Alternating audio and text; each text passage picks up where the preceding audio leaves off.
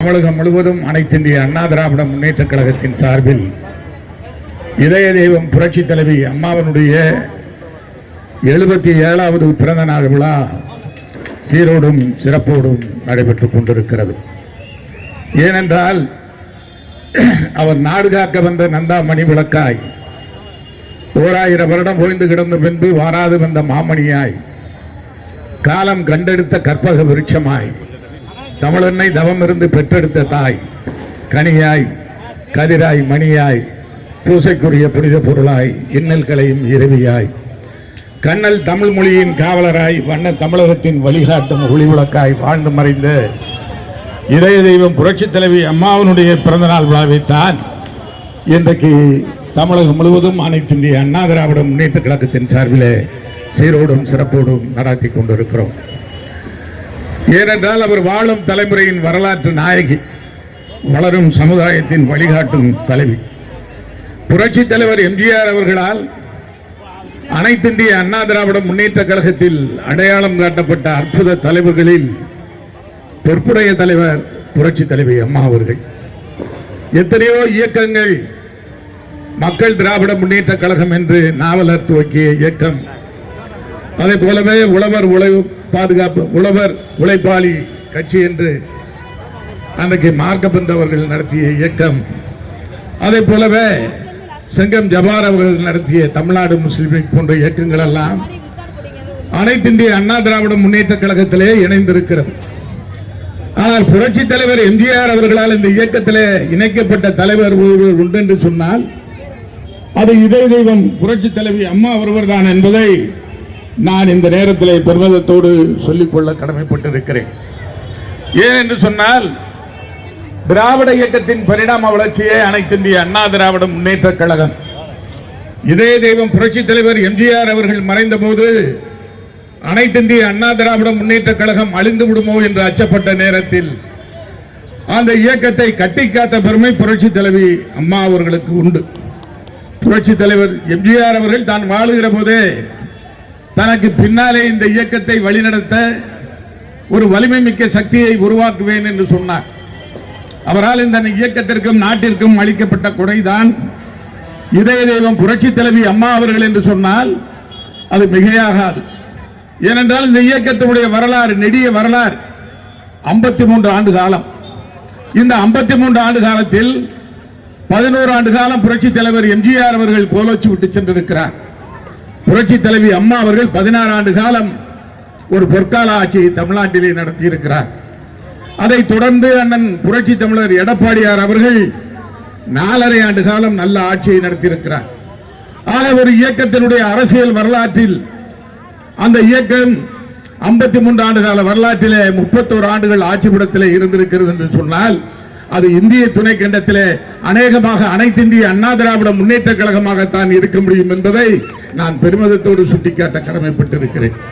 காரணம், புரட்சி தலைவர் எம்ஜிஆருடைய தீர்க்க தரிசனம், தனக்கு பின்னாலே கருணாநிதியை வீழ்த்துவதற்கு சரியான தலைமை புரட்சி தலைவி அம்மா ஒருவர் தான் என்று அவர் எண்ணினார். அவராலே சட்டமன்ற உறுப்பினர் ஆக்கப்பட்டவர்கள், நாடாளுமன்ற உறுப்பினர் ஆக்கப்பட்டவர்கள், ஏன் அமைச்சர் பதவியிலே இருந்தவர்களுக்கு கூட திமுகவோடு கூட்டு, திமுகவோடு உறவு, திமுகவிலே ஐக்கியமாக இருக்கிற நிலைப்பாட்டை காணுகிறோம்.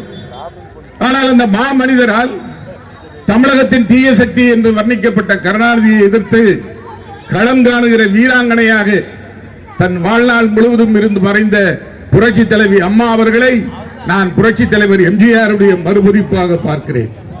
அந்த ஆற்றல் மிக்க தலைவி புரட்சி தலைவி அம்மா அவர்கள், அந்த பெருமாட்டி 91 இருந்து 96 வரை முதலமைச்சராக இருந்தார். அந்த ஆட்சி காலத்திலே இந்திய அரசியல் வரலாற்றில் 951 ஒரு வரலாற்று சிறப்பு மிக்க இடஒதுக்கீட்டு பிரச்சனையில ஒரு சட்ட திருத்தம் கொண்டு வரப்பட்டது. அதற்கு பின்னாலே 43 ஆண்டுகளுக்கு பின்பு 994 புரட்சி தலைவி அம்மா அவர்கள் முதலமைச்சராக இருந்தபோது அன்றைக்கு இடஒதுக்கீடு பிரச்சனையிலே 69 விழுக்காடு பிற்பட்டவர்களுக்கு, மிக பிற்பட்டவர்களுக்கு கிடைக்க வேண்டும் என்பதற்காக ஒரு 2வது சட்ட திருத்தத்தை கொண்டு வந்தார். அதை இந்திய அரசியல் அமைப்பினுடைய 9வது அட்டவணை பிரிவிலே சேர்த்து அதற்கு பாதுகாப்பையும் உருவாக்கி தந்தார். அப்படி ஒரு பாதுகாப்பை பெற்று தந்த அந்த தலைவிக்குத்தான் சமூக நீதி காத்த வீராங்கனை என்று அழைக்கப்பட்டார். அதே போலவே மகளிர் காவல் நிலையம் இந்திய துணைக்கண்டத்தில், ஏன் உலக வரலாற்றில் எந்த ஒரு மாநிலத்திலும் எந்த ஒரு நாட்டிலும் இல்லாத அளவிற்கு புரட்சி தலைவி அம்மா அவர்கள் 164 மகளிர் காவல் நிலையம் துயர்படும் பெண்களுடைய துயரங்களை துடைப்பதற்காக, பெண்களுடைய உரிமைகள் பாதுகாக்கப்பட வேண்டும் என்பதற்காக புரட்சி தலைவி அம்மா அவர்கள் மகளிர் காவல் நிலையங்களை உருவாக்கி தந்தார். அதே போல அவருடைய ஆட்சி காலத்திலே தான் சென்ற நூற்றாண்டில் மகோன்னதமான திட்டம் தொட்டில் குழந்தை திட்டம். அன்னை தெரசா அவர்களே சென்னைக்கு வந்து புரட்சி தலைவி அம்மா அவர்களை கலைவாணர் அரங்கத்திலே உச்சி முகர்ந்து பாராட்டி தொட்டில் குழந்தை திட்டத்திற்கு தீர்வு கண்டதை பாராட்டி இருக்கிறார். அதே போல 2001, 2006 அவருடைய ஆட்சி காலம். அந்த ஆட்சி காலத்தில் உழவர் பாதுகாப்பு திட்டம் என்ற ஒரு அற்புதமான திட்டம். கருவிலிருந்து கல்லறை வரையிலே இருக்கக்கூடிய அந்த வேளாண்மை பெருமக்களுக்கு, விவசாய தொழிலாளர்களுக்கு புரட்சி தலைவி அம்மா அவர்கள் பாதுகாப்பு தருகிற வகையிலே ஒரு திட்டத்தை தந்தார். அதே போல மாணவ மாணவியர்களுக்கு இலவச மிதிவண்டி, விலையில்லாத மிதிவண்டி தருகிற திட்டத்தை உருவாக்கி தந்தார். அதற்கு பின்னாலே 2011 அவர் முதலமைச்சர். அன்றைக்கு அவர் முதலமைச்சராக வருகிற போது 20 கிலோ அரிசி விலையில்லாமல் தருவேன் என்று சொன்னார். உடனே தேர்தல் பிரச்சாரத்திலே கருணாநிதி கூட சொன்னார், கஜானாவிலே பணம் இல்லை, எங்கே இருந்து 20 கிலோ அரிசி தருவது என்று அன்றைக்கு கருணாநிதி சொன்னார். ஆனால் புரட்சி தலைவி அம்மா அவர்கள் முதலமைச்சராக வந்தவுடனே அவர் கையெழுத்திட்ட முதல் கோப்பு விலையில்லாத 20 கிலோ அரிசி தருகிற திட்டம். அதை அளவில்லாத மகிழ்ச்சியிலே மக்கள் பெற்று இன்றைக்கு வரையிலும் வாழ்ந்து கொண்டிருக்கிறார்கள். அந்த திட்டம் பட்ஜெட்டிலே பணம் இல்லை என்று சொன்ன கருணாநிதியினுடைய அந்த கூற்றை இன்றைக்கு முறியடித்து புரட்சி தலைவி அம்மா அவருடைய இன்றைக்கு ஆட்சி மாறினாலும் கூட அந்த திட்டம் தமிழ்நாட்டிலே தொடர்ந்து நடைபெற்றுக் கொண்டிருக்கிறது. அதே போல தாலிக்கு தங்கம் தருகிற திட்டம், பட்டம் பெற்ற பெண் குழந்தைகளுக்கு 50,000 ரூபாய் உதவித்தொகை, அவர்களுக்கு தாலிக்கு 4 கிராம் தங்கம் தருகிற அந்த அற்புதமான திட்டம். அதே போலவே மாணவர்களுக்கு மடிக்கணினி, மீனவர்களுக்கு மீன்பிடி தடை செய்யப்பட்ட காலத்தில் அவர்களுக்கு அவர்களுடைய அந்த உதவித்தொகையை உயர்த்தி தந்தார். அதே போல அரசு ஊழியர்களுக்கு, கருவுற்ற தாய்மார்களுக்கெல்லாம் 6 மாத அரசு விடுப்பு ஊதியத்தோடு வழங்கினார். இப்படி பல்வேறு சட்டங்களும் திட்டங்களும் அவர் அடுத்தடுத்து போட்ட அந்த சட்டங்கள் எல்லாம் ஏழைகள் வயிற்றிலே பால் வார்க்கும் திட்டங்களாக மருவி நின்றது. மிக்சி, மின்விசிறி, கிரைண்டர், அதே போலவே வேளாண்மை பெருமக்களுக்கு ஆடு மாடு தருகிற திட்டம் என்ற அற்புதமான திட்டங்களை தந்தார். அவருடைய அந்த ஆட்சியில 2011 வெற்றி, உள்ளாட்சி தேர்தலில் வெற்றி, நாடாளுமன்ற தேர்தலில் 14 வெற்றி, 39 இடங்களில் போட்டியிட்டு 37 இடங்களில் வெற்றி. நாடாளுமன்றத்திலே 3வது அரசியல் பெரிய இயக்கம், 50 நாடாளுமன்ற உறுப்பினர்கள், மக்களவையிலே 37 பேர், மாநிலங்களவையிலே 13 பேர். நாடாளுமன்றத்திலே 3வது பெரிய அரசியல் இயக்கமாக அனைத்து இந்திய அண்ணா திராவிட முன்னேற்ற கழகத்தை உயர்த்தி காட்டியவர் புரட்சி தலைவி அம்மா அவர்கள். அதற்கு பின்னாலே 2016 வெற்றி. இப்படி தொடர் வெற்றிகளை குவித்தார் அந்த ஆற்றல் மிக்க தலைவி. அந்த பெருமாட்டி 2016 ஆண்டு டிசம்பர் மாதம் 5ஆம் தேதி அவர் இந்த மண்ணிலே இருந்து மறைந்தார். அவர் மறைந்ததற்கு பின்னாலே 13வது முதலமைச்சராக தமிழ்நாட்டிலே அண்ணன் எடப்பாடியார் அவர்கள் பொறுப்பேற்றார். அவர் பொறுப்பேற்ற போது ஆளுமை மிக்க தலைவராக இருந்த புரட்சி தலைவி அம்மா அவர்கள் மறைந்து விட்டார். திமுகவினுடைய தலைவராக இருந்த கருணாநிதி அவர்கள் உடல்நலம் குன்றி இருந்தார். எனவே தமிழ்நாட்டு அரசியலில் ஒரு வெற்றிடம் என்று அன்றைக்கு வாத பிரதிவாதங்கள் எல்லாம் வந்தது. தொலைக்காட்சியிலே விவாதித்தார்கள். ஆனால் 4.5 ஆண்டு காலம் ஒரு நல்ல ஆட்சி, அந்த ஆட்சியின் மூலமாக தன்னுடைய சாணக்கியத்தனத்தின் மூலமாக, சாதுரியத்தின் மூலமாக 4.5 ஆண்டு காலம் அரசியல் கேந்திரத்தை, ஆட்சி கேந்திரத்தை நகர்த்தி தமிழ்நாடு அரசியல் என்பது வெற்றிடம் அல்ல, அது வெற்றியினிடம் என்று மாற்றி காட்டிய பெருமை அண்ணன் எடப்பாடியாருக்கு. நான் இதை குறிப்பிடுவதற்கு காரணம், அவர் முதலமைச்சராக வந்தபோது ஒரு தொங்கு சட்டமன்றம், 108 சட்டமன்ற உறுப்பினர்கள் மட்டுமே அவரை ஆதரித்தார்கள். 18 பேரை அழைத்துக் கொண்டு தினகரன் சென்று விட்டார். 11 பேரை அழைத்துக் கொண்டு பன்னீர்செல்வம் சென்று விட்டார். ஒரு தொங்கு சட்டமன்றம், உட்கட்சியிலே குழப்பம், பெரும்பான்மை சட்டமன்ற உறுப்பினர்களை தக்க வைப்பதிலே போராட்டம். ஆனால் அத்தனையும் முறியடித்து இரட்டை இலை சின்னம் முடக்கப்பட்டது. முடக்கப்பட்ட இரட்டை இலை சின்னத்தை மீட்டு ஆட்சியை மட்டுமல்ல கட்சியையும் வழிநடத்தக்கூடிய தலைவராக அண்ணன் எடப்பாடியார் அவர்கள் உருவாக தொடங்கினார். 4.5 ஆண்டு காலம் நல்ல ஆட்சி. அவருடைய ஆட்சியிலே சட்டம் ஒழுங்கு சரியாக இருந்தது.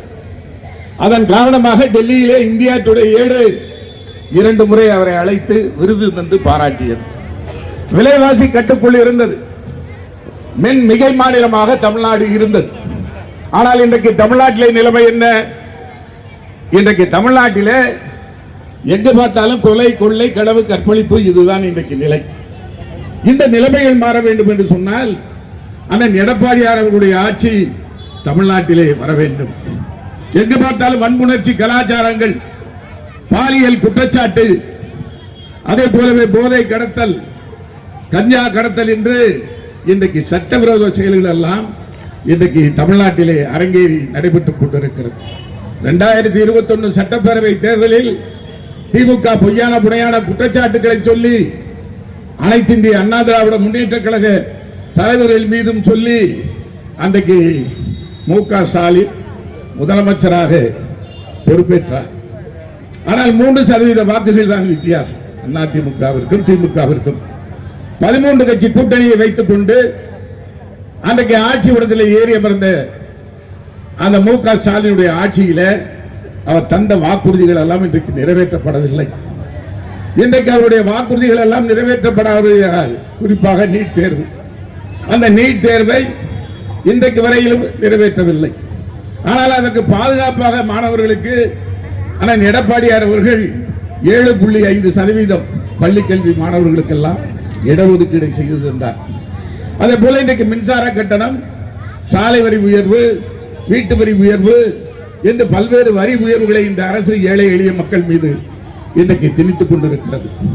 இன்றைக்கு திராவிட முன்னேற்ற கழக ஆட்சியிலே அடித்தள மக்கள், நடுத்தர மக்கள், மாத வருவாய் பெறுகிற மக்கள் எல்லாம் இன்றைக்கு பாதிக்கப்படக்கூடிய சூழல் தமிழ்நாட்டிலே இன்றைக்கு இருந்து கொண்டிருக்கிறது.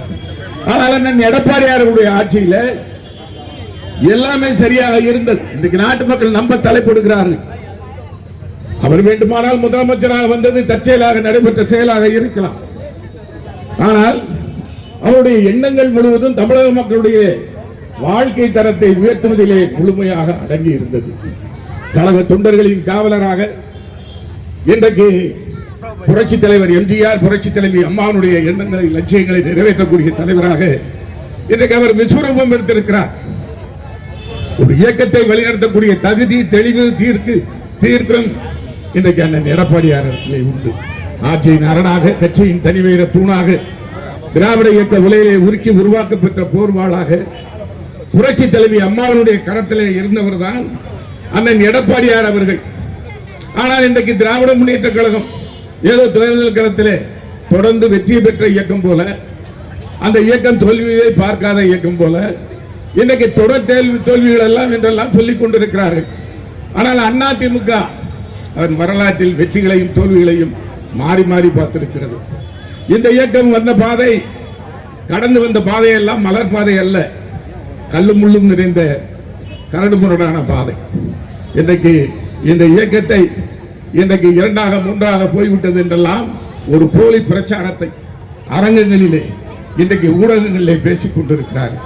ஆனால் இங்கே கூடியிருக்கிற கூட்டத்தை பார்க்கிற போது இதுதான் உண்மையான அனைத்து இந்திய அண்ணா திமுக தமிழ்நாட்டிலே எக்கு கோட்டையாக இந்த இயக்கம் இருந்து கொண்டிருக்கிறது என்பதை நிறுவனம் செய்து கொண்டிருக்கிறது. நான் இதை குறிப்பிடுவதற்கு காரணம், அரசியலில் ஒரே ஒரு கட்சி தொடர்ந்து வெற்றிகளை பெறுவதில்லை, மாறி மாறி வெற்றிகளும் தோல்விகளும் வரும். அப்படி தோல்விகள் வருகிற போது துவண்டு போகிற இயக்கம் அண்ணா திராவிட முன்னேற்ற கழகம் அல்ல. ஏனென்று சொன்னால் இதனுடைய வரலாற்றிலே தோல்வியிலே இருந்து மீண்டெழுகிற ஒரு பீனிக்ஸ் பறவையை போல இந்த இயக்கம் எழுந்து நிற்கக்கூடிய இயக்கம். இந்த இயக்கத்தை தான் 2026 சட்டப்பேரவை தேர்தலில் ஆட்சி விடத்திலே ஏற்றுவதற்காக அண்ணன் எடப்பாடியார் அவர்கள் இன்றைக்கு வியூகம் வகுத்து வருகிறார். அரசியல் சதுரங்கத்திலே காய்களை நகர்த்தி ஒரு வலிமையான கூட்டணியை உருவாக்கி இந்த இயக்கத்தினுடைய வெற்றிக்காக அவர் தன்னை கடுமையாக இன்றைக்கு உழைத்துக் கொண்டிருக்கிறார். இந்த இயக்கத்திற்காக 13 கட்சி கூட்டணிகளை வைத்து ஆட்சிக்கு வந்து விடலாம் என்று இன்றைக்கு மு.க. ஸ்டாலின் மனப்பால் குடிக்கிறார். ஆனால் அது நிச்சயமாக நடக்காது. 2026 நடைபெறுகிற அந்த குருச்சேத்திரத்தில் அண்ணன் எடப்பாடியார் அவர்கள் உயர்த்தி இருக்கிற காண்டீபம் நிச்சயமாக திமுகவை தேர்தல் களத்திலே வீழ்த்தும். ஏனென்று சொன்னால் அவர் அம்மாவினுடைய அணுகும் தொண்டர்களுடைய ஆலமரமாக இன்றைக்கு அவர் திகழ்ந்து கொண்டிருக்கிறார். காவிரி பிரச்சனையிலே ஒரு அறப்போர் புரிந்த செயல் மறவர். அவரது ஆட்சியின் திட்டங்கள் அனைத்தும் வாழ்வியல் எழுமுங்கள். அப்படி ஒரு உழைப்பை சிந்துகிற ஒரு தலைவராக இன்றைக்கு இந்த இயக்கத்தை வழிநடத்தி கொண்டிருக்கிறார். இன்றைக்கு காலம் மாறலாம், ஆனால் களம் மாறவில்லை. 53 ஆண்டுகளுக்கு முன்பு இந்த இயக்கம் உருவான போது என்னென்ன தடைகளை கருணாநிதி உருவாக்கினாரோ அதே தடைகளை இன்றைக்கு அவரது மகன் மு.க. ஸ்டாலின் உருவாக்கி கொண்டிருக்கிறார். ஆனால் இந்த தடைகளை உடைத்து களம் காணும் வீரராக அண்ணன் எடப்பாடியார் அவர்கள் நிச்சயமாக வெற்றி பெற்று இந்த தேர்தல் களத்திலே இந்த இயக்கத்தை அரியணையை ஏற்றுவார்கள் என்று நான் உறுதியிட்டு சொல்ல கடமைப்பட்டிருக்கிறேன். ஏனென்றால் இந்த இயக்கத்தை பாடி வீடாக, படை வீடாக, பாசறையாக, ஆட்பெரும்படை அணிபுர விதேர் என்று மு.க. ஸ்டாலின் எத்தனை படைகளை அழைத்து வந்தாலும் அத்தனையும் முறியடிக்கக்கூடிய ஒரு ஆற்றல் வாய்ந்த தலைவராக அண்ணன் எடப்பாடியார் அவர்கள் இன்றைக்கு இந்த இயக்கத்தை வழிநடத்தி கொண்டிருக்கிறார். அவரால் தான் புரட்சி தலைவர் அம்மாவினுடைய ஆட்சியை இந்த மண்ணிலே மீண்டும் கொண்டு வர முடியும். வேறு யாராலும் அவர் பெயரை உச்சரிக்கிற வேறு யாராலும் நிச்சயமாக கொண்டு வர முடியாது. புரட்சி தலைவி அம்மா அவர்களுடைய அணுக்க தொண்டர்கள் எல்லாம் எங்கே ஒருங்கிணைந்து இந்த இயக்கத்தின் வெற்றிக்காக இன்றைக்கு உழைத்துக் கொண்டிருக்கிறார்கள். இந்த இயக்கத்தினுடைய வெற்றி என்பது புரட்சி தலைவி அம்மாவினுடைய திருநாமத்தை உச்சரித்தே பெறக்கூடிய வெற்றியாக இருக்கும். அந்த புரட்சி தலைவி அம்மா அவர்கள் ஆற்றலும் அறிவும் அஞ்சாது இயங்கும் திறனும் கொண்ட ஒரு கோபுரமாக திகழ்கிறார். அந்த கோபுரத்தை நமக்கு அடையாளம் காட்டிய கோமகன் புரட்சி தலைவர் எம்ஜிஆர். அந்த புரட்சி தலைவர் எம்ஜிஆருடைய வழியில இன்றைக்கு அண்ணன் எடப்பாடியார், புரட்சி தமிழர் எடப்பாடியார் அவர்கள் இந்த இயக்கத்தை வழிநடத்தி கொண்டிருக்கிறார். புரட்சி தலைவி அம்மா அவர்கள் கர்நாடக மாநிலம் மேல்கோட்டையிலே பிறந்தவர். அவர் செஞ்சாஜிக்கோட்டையிலே முதலமைச்சராக மறைந்தார். தன்னுடைய வாழ்க்கையை கலை அரசியாக துவக்கிய புரட்சி தலைவி அம்மா அவர்கள் புலி அரசியாக இந்த மண்ணிலே அவர் மறைந்திருக்கிறார். அதே போலவே அரசியல் உலகில் அவர் அம்மா என்று அழைக்கப்பட்டார். கலை உலகில் அவர் அம்மு என்று அழைக்கப்பட்டார். அதே போலவே புரட்சி தலைவி அம்மா அவர்களுக்கு யாழெடுத்து இசைகூட்டவும் தெரியும், அவருக்கு வாளெடுத்து பகை பிடிக்கவும் முடியும். அந்த ஆற்றல் மிக்க தலைவனுடைய மாணாக்கராக இன்னைக்கு அரசியல் களத்தில் அனைத்து இந்திய அண்ணா திராவிட முன்னேற்ற கழகத்தை தாளா சிறப்பும் வீழா புகழும் வெற்றிகொள் வீரமும் கொண்ட அண்ணன் எடப்பாடியார் அவர்கள் வழிநிறுத்தி கொண்டிருக்கிறார்கள். அண்ணன் எடப்பாடியார் வழியே நம் வழி, அதுவே என்றும் நல்வழி என்ற தாரக மந்திரத்தை ஏற்று அவர் சுட்டி காட்டுகிற திசையிலே எட்டி பாய்கிற ஈட்டி முனைகளாக சுற்றி சுழன்று பணியாற்றி கழக வெற்றியை செய்திடுவோம் என்று சொல்லி நல்ல வாய்ப்புக்கு நன்றி கூறி விடைபெறுகிறேன். நன்றி.